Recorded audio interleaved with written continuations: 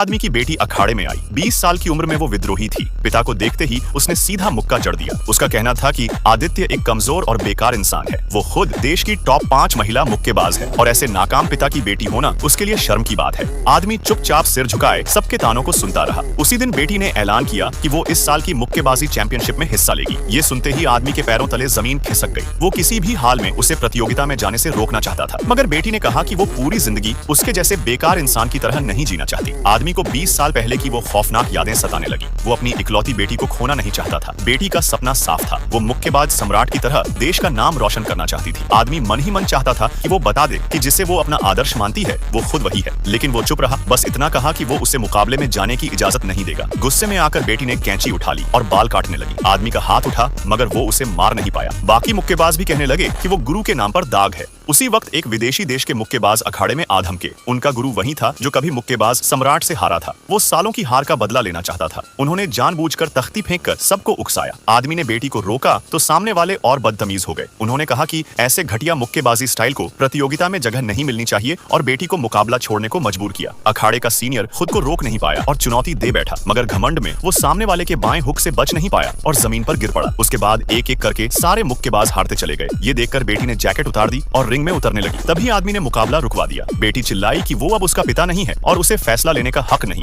देश की इज्जत के लिए वो कायर नहीं बनेगी। इसके बाद उसने इतनी शानदार पंचों की बौछार की कि विरोधी के दांत खट्टे हो गए। सामने वाले ने उसकी ताकत भी देख ली और उसकी कमजोरी भी समझ ली। सब्सक्राइब और कमेंट करो नेक्स्ट पार्ट के लिए।